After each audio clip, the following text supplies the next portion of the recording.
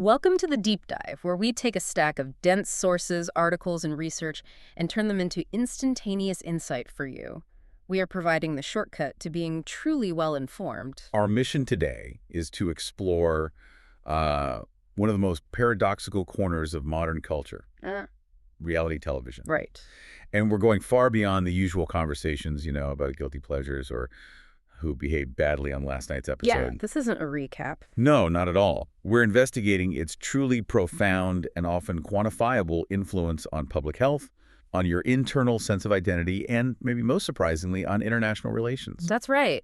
We're diving into hard data. We're looking at sources that quantified these massive public health responses. We're dissecting deep psychological drivers based on, well, desire theory. And we're analyzing the meticulous structure and sometimes the outright fakery behind all that supposedly unscripted drama. And, the most surprising part for me was tracing how this genre has become a deliberate tool of soft power. A geopolitical strategy. Used by major nations. It's incredible. It is, and the whole thing, the whole deep dive, really centers on this massive contradiction. I mean, reality TV claims to depict real life, right? That's the brand. That's the brand. Yet virtually all the evidence we have shows it is meticulously structured, it's engineered, and often directly manipulated by producers who are aiming for conflict, for ratings. So we're really looking at the tension here. Exactly. The tension between its demonstrated capacity to literally save lives, which is a remarkable finding we'll get into, and the absolutely devastating documented cost it exacts on its participants. Right. The people who are the fuel for this machine. Yes. Resulting in mental health crises and, outright exploitation. Okay, so let's unpack this and really set the stage. How did the tragedy of a single reality television star lead to, what was it, something like 500,000 extra health screenings in the UK? Roughly 500,000, yes. And then how does that very same commercially cynical genre get adopted by governments to subtly shape geopolitics, while at the same time making you, the viewer, demonstrably more status-oriented, more competitive? That tension is the landscape we're navigating.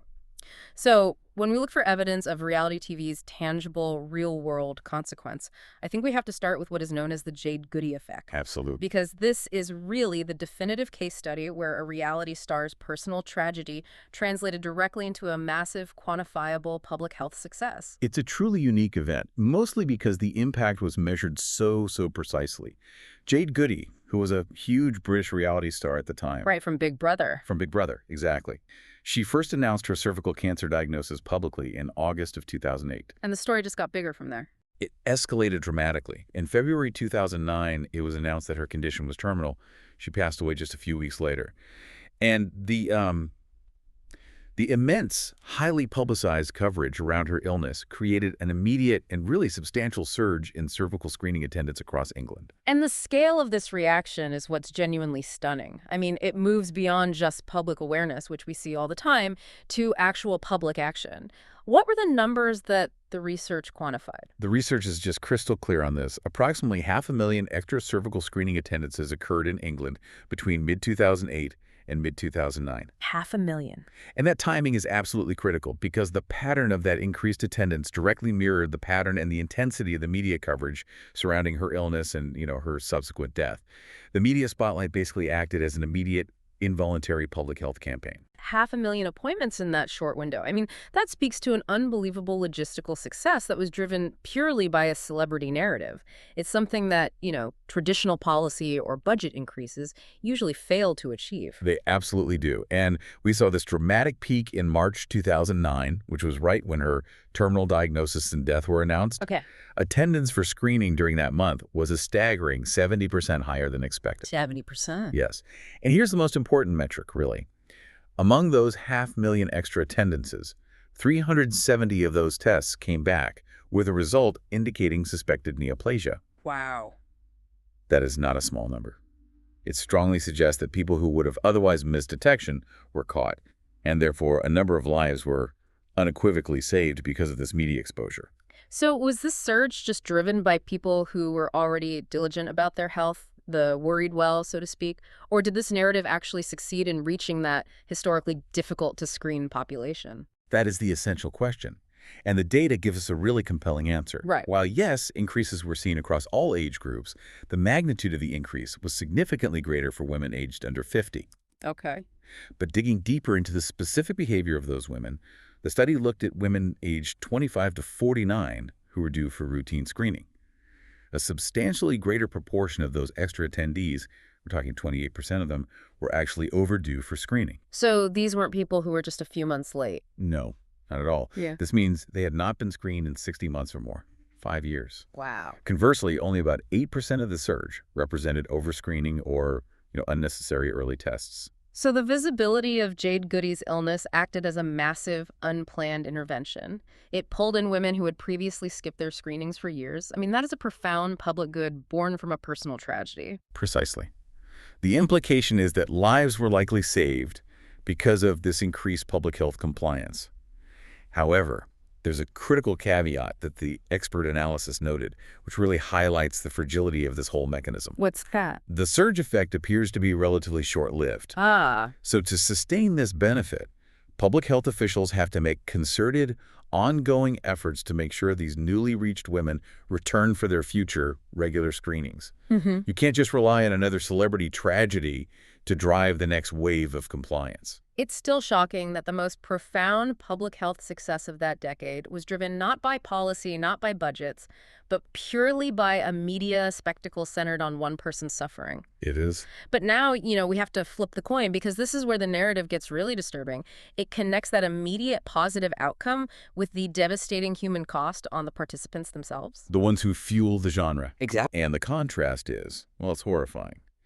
While the genre can, in these isolated instances, accidentally save lives through public awareness, the system built around reality TV appears perfectly capable of destroying the lives of those it chooses to spotlight. How so? The industry has accumulated a truly horrifying pattern of tragedy, highlighted by a staggering suicide toll.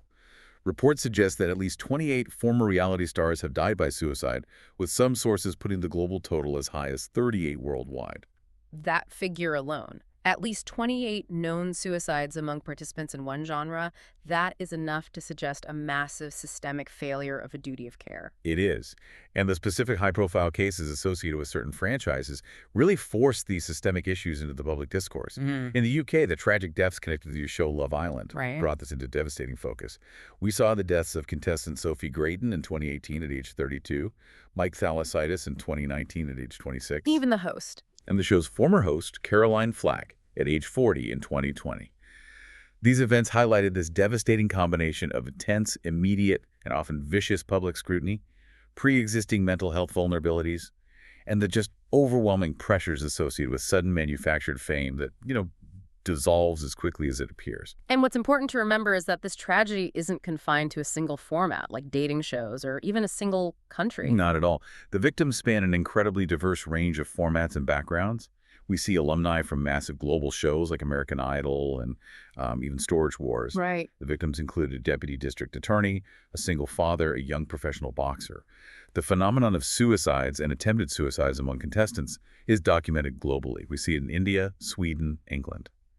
It suggests a universal systemic vulnerability built into the rapid onset of fame and the subsequent exploitation across the entire reality TV production model. And beyond the mental health crises driven by that public scrutiny, we've also seen recent legal actions that expose what sounds like, outright workplace exploitation during the filming process itself. Yes, the systematic working conditions have become subject to legal action. Take the popular series Love is Blind. Okay. A huge hit. Huge. The show faced a lawsuit that included allegations of horrific working conditions. Specifically, that contestants were underpaid, underfed, and, crucially, aggressively pushed to consume alcohol, Why the alcohol? to manipulate their behavior and generate more dramatic, uninhibited content. Now, these allegations, which the production company disputes, they represent a broader pattern of reported exploitation, where producers deliberately create stress and instability to achieve their desired narrative outcomes. It's devastating, and it forces us to recognize that the high-stakes, competitive atmosphere of these shows, Mm. it doesn't just damage mental health, it can also create opportunities for appalling criminality. We saw this with that massive scandal connected to one of the biggest global talent franchises. You're talking about the scandal around The Voice of Holland, Exactly. which, for those who don't know, was the original program in that global talent franchise. It became a major #MeToo reckoning in the Netherlands because of the severity of the abuses that were revealed. What specifically came to light there? Well, the power dynamics inherent in the show led to numerous allegations of sexual misconduct. Uh, The scandal became so severe that 2 former stars were charged with sex offenses. and it went even further than that, right? It did. Most disturbingly, one of the coaches, a position of immense authority and influence over these young, aspiring artists, was convicted and sentenced to 2 years in prison for the rape of a former contestant and the attempted rape of an artist during a TV program recording in Morocco. So this shows that the exploitation extends far beyond just psychological damage or, contract manipulation. Absolutely. It highlights a production environment where power imbalances were so extreme they facilitated serious criminal misconduct, all under the guise of finding talent. This level of systemic abuse, from underpaying to criminal assault, it just suggests that the structure itself is toxic. It's a production environment built for exploitation, often shielded by the premise of unscripted reality. Okay, so given the intense real human costs we just detailed, the logical conclusion has to be that what we are watching cannot possibly be reality. Right. If the genre leads to systematic exploitation and engineered drama, we have to look closely at the production mechanics. Which brings us to the core criticism, the misnomer of reality. Critics argue that the genre uses the word reality deceptively. It tries to present itself as a straightforward, truthful accounting of events, but the product is often a deeply fraudulent recounting. And that manipulation starts with the very premise. It does. The fundamental setup of so many of these shows is inherently contrived.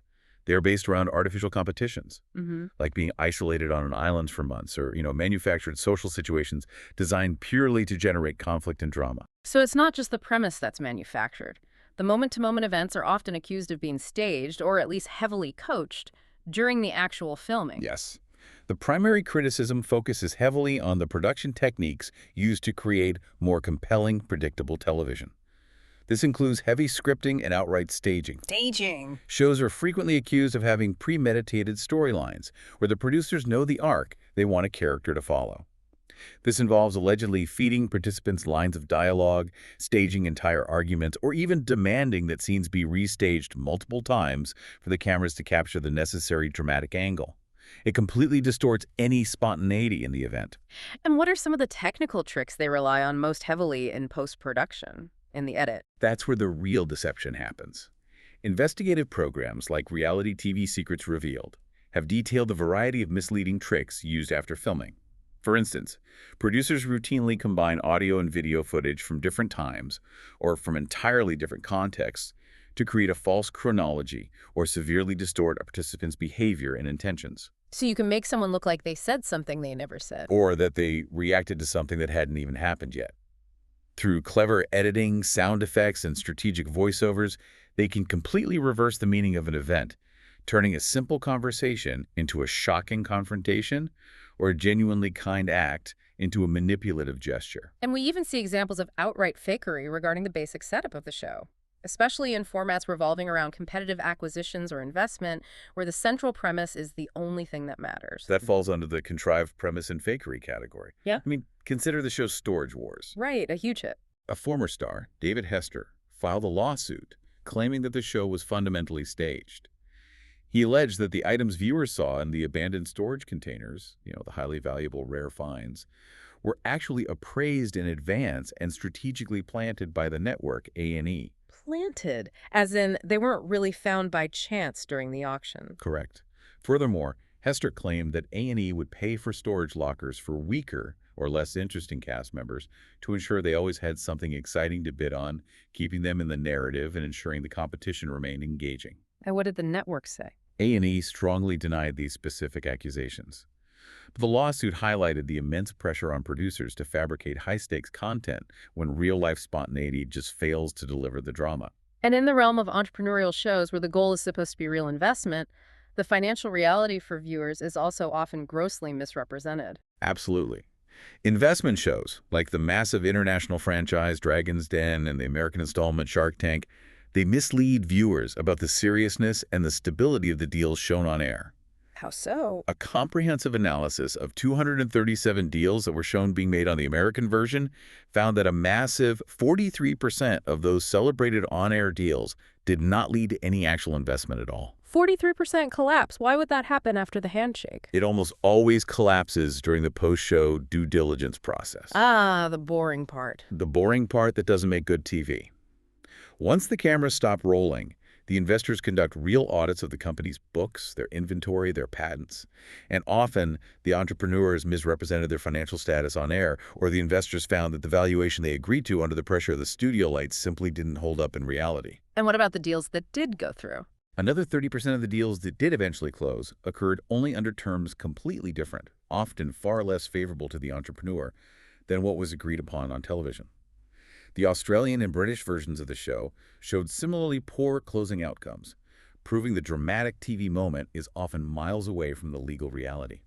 So if the premise is fake, the staging is heavy, and the outcome is often fraudulent, why does it feel so deeply compelling? This is where the structural criticism comes in, right? The true purpose of all this manipulation. That compelling quality stems from what is defined as structured reality. It's a hybrid form that intentionally plays with dramatic construction and social interaction. Producers structure scenes and storylines not just to enhance drama, but to fulfill what critics term the therapeutic ethos of reality TV. The therapeutic ethos. You mentioned earlier that this translates large societal issues into small, resolvable personal conflicts. Can you elaborate on that function? The therapeutic ethos dictates that reality TV manages social conflict by taking these massive, systemic societal issues like racism, economic inequality, entrenched sexism, and translating them into the narrow, revolvable realm of the individual psyche. So it's not about changing the system. Not at all. The goal is not to inspire radical change in society, but to offer temporary, cathartic relief for the viewer. By appearing to solve the big problem on the small, manageable scale of a single group of people, the show subtly educates viewers on how to accept the national or cultural status quo regarding issues like beauty, wealth, and sexuality. Can you provide a concrete example of how a systemic problem is deliberately reduced to an interpersonal conflict on screen? The real world, as a prototype for this kind of social experiment, illustrates this perfectly. The show establishes a carefully selected microcosm of different racial and class backgrounds living together. Any systemic issues, such as racism or class bias, are reduced to interpersonal disagreements, arguments, misunderstandings between two opposing characters. And the solution is always personal growth, not systemic change. Exactly. The resolution is rarely a deep understanding of the historical roots of the conflict. It's the character's eventual friendship, or mutual tolerance, or the temporary eviction of the antagonist. That manufactured, neat interpersonal ending provides the viewer with the desired cathartic release, confirming that individuals, not systems, are the problem. And to achieve that catharsis, the producers have to create villains. I remember an extremely detailed analysis in our sources about how editing can take a genuinely generous moment and just twist it into an act of aggression. That specific analysis of manipulative editing is absolutely crucial to understanding the fraud.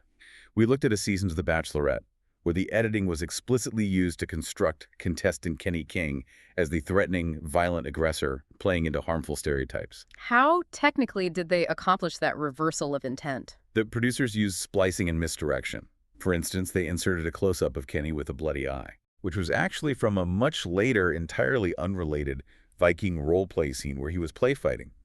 They inserted that into the footage of an entirely different, unrelated verbal argument. Furthermore, during that argument, sound editing and quick jarring cuts over footage of him pointing emphatically were used to imply he was being physically aggressive or threatening. But what was he actually saying at that moment? That's the deepest cut of the manipulation. Viewers who examined the unedited segments noted that in the moment where the dramatic music played, and he was positioned as the threat, Kenny was actually speaking generously. He was trying to offer helpful advice to the other contestant, Lee Garrett. So they completely reversed it. The entire sequence, including the host's voiceover warning of explosive things to come, was constructed to create a false, racially charged narrative that was never present in reality. fulfilling that need for engineered conflict and a clear villain. So they didn't just tweak the scene, they used splicing and sound effects to fundamentally reverse the moral meaning of a generous action, all to create the dramatic arc they needed. That's a key insight into how far they will go for engineered conflict. It proves that the reality is just raw material that has to be cut, colored, and sculpted to deliver the predetermined narrative that the therapeutic ethos demands. And this structural reality proved so successful that it basically defined the entire decade of the 2000s. Researchers defined 4 primary subgenres that dominated this era. Let's look at this evolution. We can trace the development of the genre through these 4 categories, and it's interesting to note that they frequently began to merge over time. The boom really started with the challenge category, right? The originator of that high-stakes competitive atmosphere. Yes, the challenge genre focuses on physical or mental competitions among real people for cash and prizes. The prototype for the modern era is Survivor, which was based on the Swedish format Expedition Robinson. Outwit, outlast, outplay. Infamous motto. And it established the tone for ruthlessness and competition, setting the stage for what critics call the neoliberal demands of the genre. Next came the talent casting shows, which dramatically increased the stakes by bringing mass audience participation into the picture. These shows discover new talents through performance and massive audience voting. American Idol, based on the British pop idol, is the prototype here. This genre is defined by 2 things: strong eventualization, cross-promotions, spin-off magazines, extensive media coverage that dominates water cooler talk, And the voting. and crucially, televoting, which became a key, highly profitable source of revenue for the networks. The third category, the makeover self-help genre, provided that cathartic feel-good element that softened the raw edges of the challenge genre. This genre focuses on improvement, corrective measures, or life and home transformation. Prototypes include Extreme Makeover and Super Nanny. And what's interesting here is the evolution. The original, more superficial Extreme Makeover was less successful than its spin-off, Extreme Makeover Home Edition. Why was that? The Home Edition was seen as more profound and feel-good. It provided viewers with hope for a better tomorrow based on the idea of transformation, appealing directly to that therapeutic ethos we talked about. And finally, the celebrity subgenre, which essentially turned existing notoriety into perpetual content. This focuses on the lavish lifestyles, notoriety, and drama of the already prominent. Prototypes include the Osbournes and, of course, the enduring phenomenon of Keeping Up with the Kardashians. These shows gave an insight into the daily lives of these figures, often centering on eccentric lifestyles and drama, showcasing how existing fame or even scandal can be leveraged into lasting, profit-generating celebrity status. So what unites these 4 genres is their ability to normalize constant evaluation, which ties directly into a fascinating finding by researchers: the profound connection between these competitive formats and the demands of modern economic life. Exactly. Researchers connect competitive reality TV directly to the legitimization of constant surveillance and the imposition of demands consistent with a neoliberal workplace. The shows require several key behaviors familiar to anyone working in the modern economy. Such as? Well, obedience to unquestionable external authority, the producers, the judges.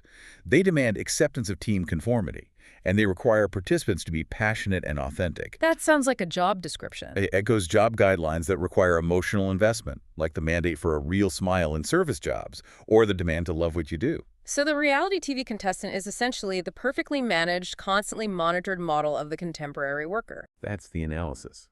Individuals are constantly judged against each other, reflecting the necessity for constant self-improvement, upskilling, and flexibility in an uncertain, competitive economy.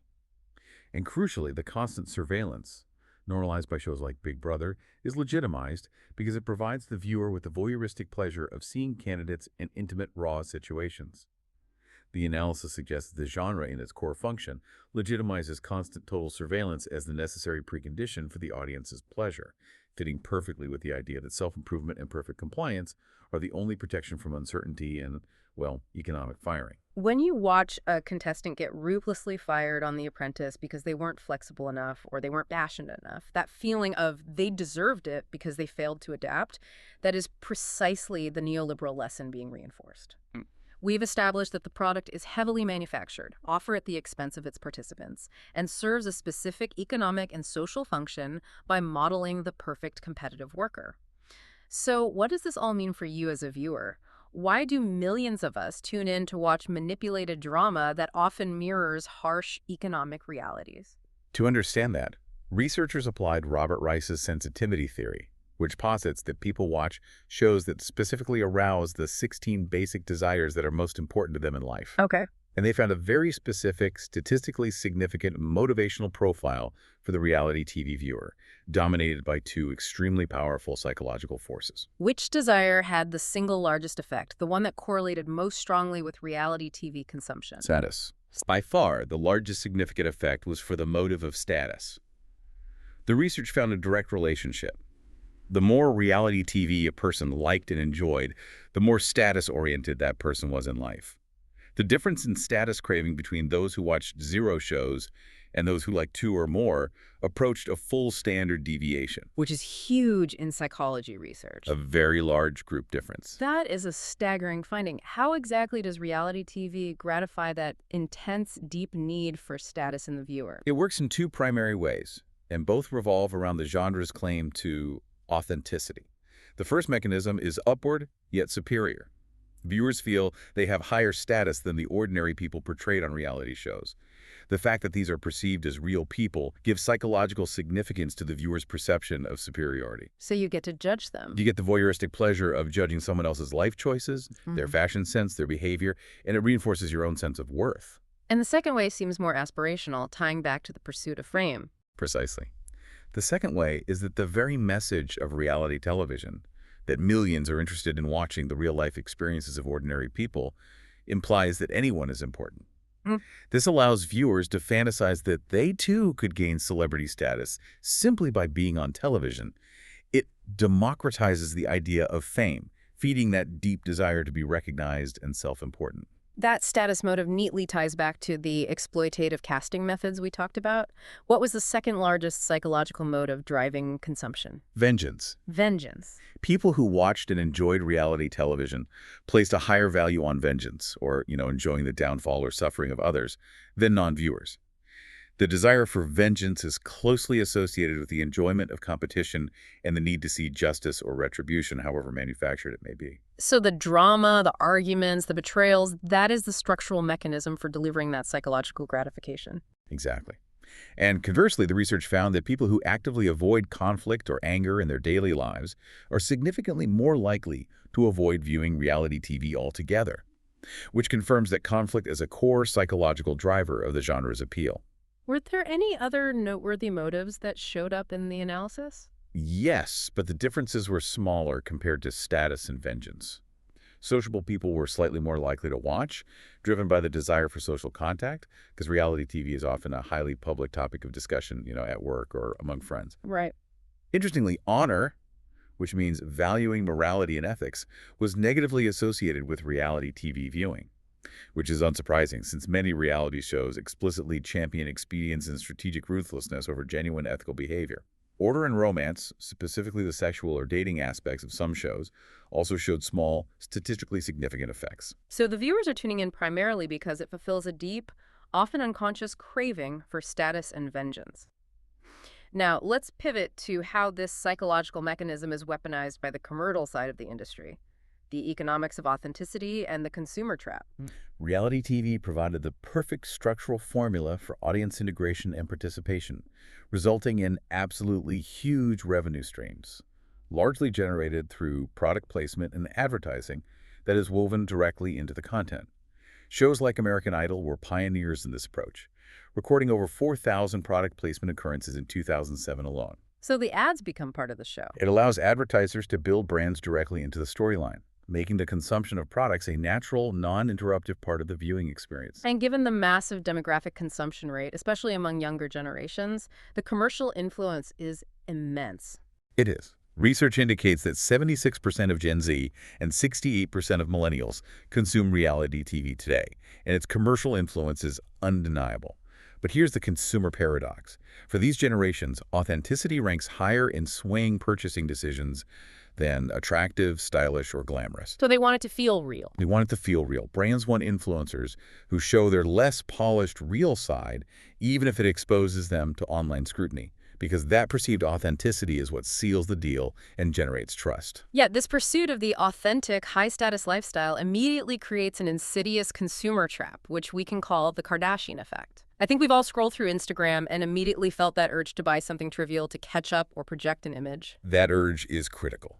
Exposure to the highly lavish, glamorous lifestyles, like seeing close-ups of Dior and Chanel handbags, diamond jewelry, or the constant chatter about Saint Laurent outfits in the Kardashians, it blurs the line between legitimate aspiration and deep insecurity. The show's unspoken, powerful motto seems to be, "To have is to be." And what is the exact psychological consequence of that constant exposure to upward comparisons? It immediately triggers upward social comparison, that universal human tendency to measure ourselves against people we perceive as better off, richer, or more successful. This triggers feelings of envy and, more profoundly, relative deprivation, which leads to dissatisfaction with our own lives and possessions. And that dissatisfaction leads to shopping. It triggers compulsive shopping as viewers attempt to soothe those uncomfortable emotions and project wealth in an immediate transactional attempt to catch up to the displayed status. The pursuit of luxury, driven by status anxiety, often leaves people feeling emptier and financially worse off, not richer or happier. So the status motive drives the viewing, the editing delivers the vengeance, and the content drives the compulsive buying. It's a closed commercial loop. It is a perfect feedback loop. Beyond the financial exploitation of the viewer and the emotional exploitation of the cast, we also have documentation of reality TV driving the exploitation of children and, surprisingly, the environment. The profit-oriented business of reality television often treats children as commodities, exploiting their innocence or their willingness to perform. Psychologists warn that normal behavior is rarely shown on these programs, and kids are forced to be co-conspirators with the parents to ensure the cameras stay on them and the content remains dramatic. And the most famous, dramatic, and costly example of this was the infamous Balloon Boy hoax. The Heen family, who had previously appeared on Wife Swap, staged an incredibly elaborate hoax in 2009, pretending their 6-year-old son, Falcon, was caught inside a homemade, out-of-control helium balloon that had drifted away. And why did they do it? The motivation of the father, Richard Heen, was desperate. He wanted to get the family back into reality TV. And the result was a massive public safety crisis. Yes. The hoax resulted in a massive, costly police and National Guard response, estimated to cost taxpayers around $50,000, and led to global media attention. The parents were ultimately charged with conspiracy and child endangerment. The incident served as a stark warning about the lengths participants will go to maintain or regain their foothold in the lucrative reality TV economy, even endangering their own children. And finally, the reality economy, particularly through the lens of travel influencers who are part of this ecosystem, has measurable negative consequences for fragile ecosystems globally. Travel influencers are driving a documented crisis of over-tourism and environmental degradation.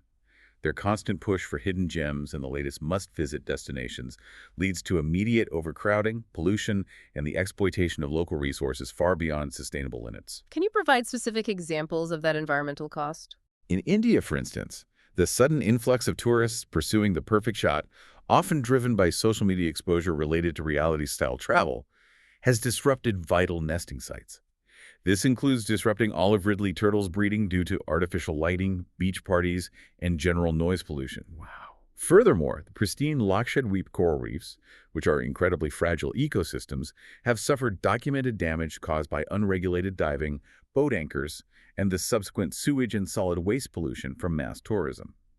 The pursuit of aesthetic perfection for social media, fueled by the reality economy, is coming at an irreversible environmental cost. Okay, so we started by looking at a reality star's illness saving lives, moved through the cynical production techniques required to engineer conflict, and examined how the genre exploits our need for status to drive consumerism and environmental harm. But the final layer of complexity is geopolitical. How governments and nations use this manufactured authenticity as a deliberate foreign policy and cultural tool. This is the definition of soft power in practice. That's absolutely right. We are moving from the living room to the halls of international diplomacy. Soft power, defined by political scientists, is the ability to co-opt rather than coerce. It rests on 3 primary resources: culture, political values, and foreign policies. And in the modern age, it's all about information. Exactly. In the information age, credibility is the scarcest resource, and television serves as a powerful tool for nations to exert soft power, shaping global perceptions and attracting foreign audiences through cultural influence. It subtly projects a nation's values, lifestyle, and worldview. We have a perfect, surprisingly gentle example of this from the UK. I have to ask, how can a show about tiered cakes truly be a tool of statecraft when it seems to deliberately avoid conflict? That's the brilliance of the TGBBO format. It's gentle but deeply strategic. The Great British Bake Off, or TGBBO, acts as a highly successful government-supported nation branding exercise and cultural diplomacy tool. How does it do that? Domestically, it performs a subtle cultural function. It reframes what it means to be British by promoting inclusivity, regional representation, and incredible diversity, Yeah. all wrapped in a visually nostalgic, classic British setting. It becomes a conversation generator on topics like immigration and national identity, projecting a unified, welcoming, modern image. So the lack of aggression and the emphasis on kindness are deliberate political statements. In essence, yes. It promotes an image of a post-Empire Britain that is welcoming and diverse, focusing on shared values rather than conflict. As an export, particularly to the U.S., where it is known as TGBBS, it promotes an image of a living, diverse, and traditional Britain while playing on American Anglophilia, the affection for traditional British symbols and practices. Right.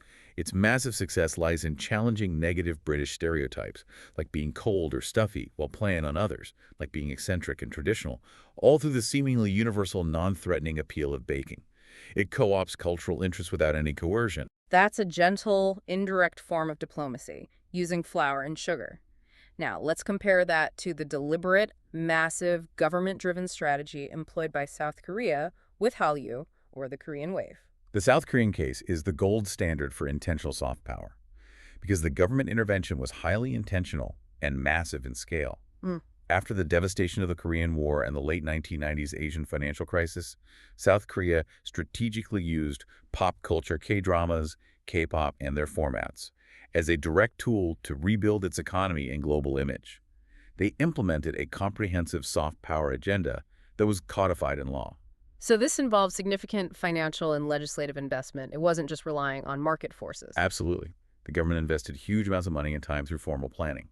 They announced the Hallyu Industry Support Development Plan to increase the value of the cultural industry, enacted legislation like the Basic Law for Culture, and established organizations like the Korean Creative Content Agency, or KOCCA, specifically to provide financial and technical support for cultural assets like K-pop labels, dramas, and movies.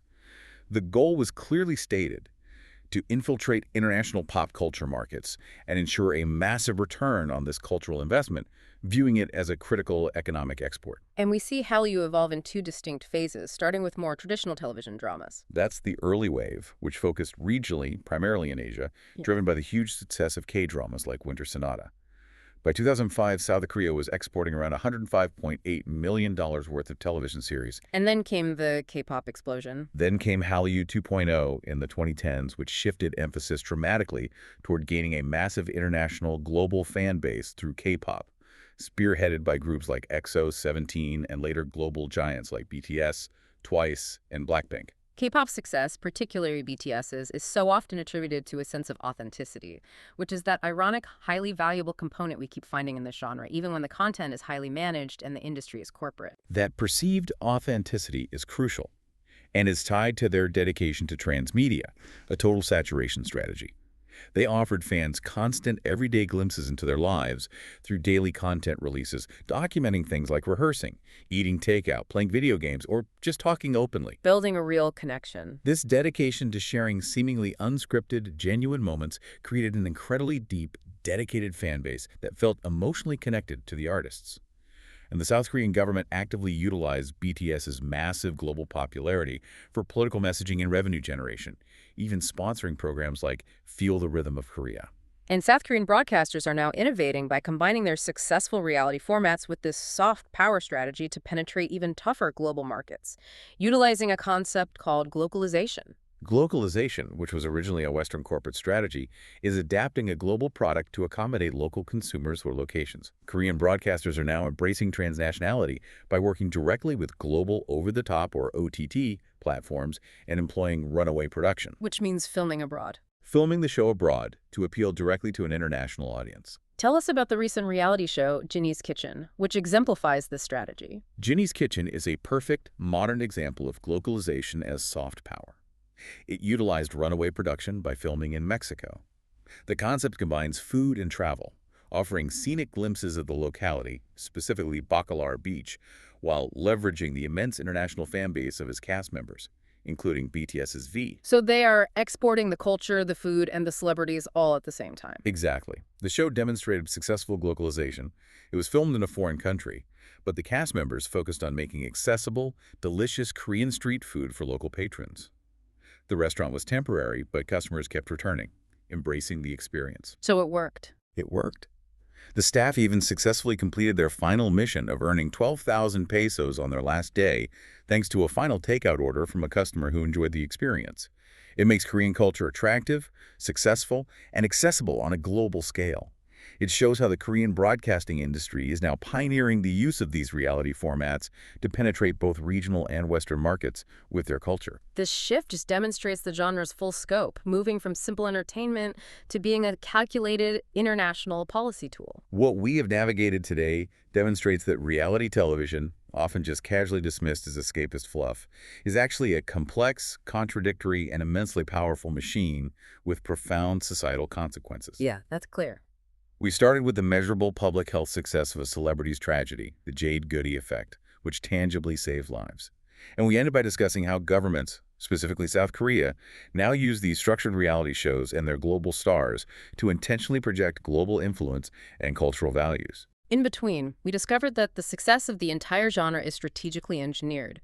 It relies on exploiting two deep, often unconscious human desires, status and vengeance, which are packaged in a commercially viable, highly manipulated form. We learned that the reality in reality TV is manufactured, often fraudulent, and built on the exploitation of its cast. Yet its influence on your identity, your wallet, and your perceptions of the world is undeniably real. The irony is just so potent. The pursuit of authenticity remains absolutely paramount to the audience's enjoyment, even when the content itself is meticulously engineered and, as we saw with the editing tricks, capable of reversing the fundamental moral meaning of an action.